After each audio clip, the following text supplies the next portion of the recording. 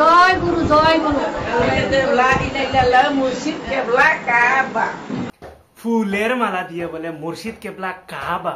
তোমরা কি জানো না সে যে একজন ভণ্ড গুলাম ফাটা বাবা? তোমরা জানবেই বা কিভাবে? স্বামীর মতো মনে করো তাকে।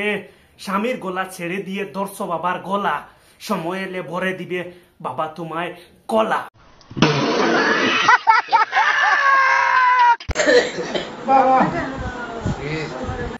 আহা, কি শান্তি না পাচ্ছে।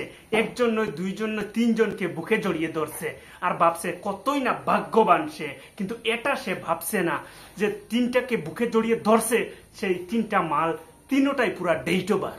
উপরে আল্লাহ নিচে জমিন, কথা সত্য। বিশ্বাস করেন ভাই, এই মালগুলা জীবনে তারা বাতার, যাকে বাতার মানে স্বামী বলে, তাদের জীবনে কোনোদিন স্বামী পায় নাই। তাদের জীবনে স্বামী না পেয়ে আসছে গুলাম ফাটা বাবার কাছে, আর ফাটা বাবা এমন ভাবে জড়িয়ে ধরছে সে আর তাদেরকে ছাড়তে চায় না।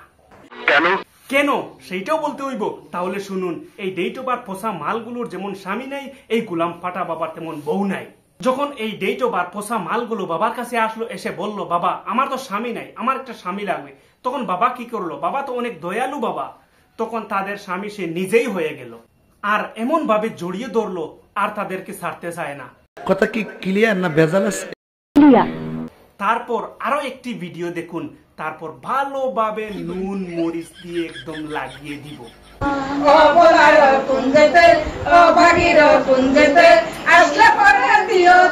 ফুলের মধু খাইতে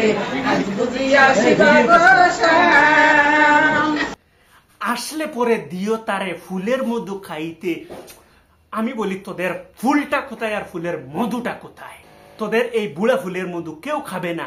যদি কেউ খায় তাহলে এই গোলাম ফাটা বাবাই খাবে। ঠিক বলেছো।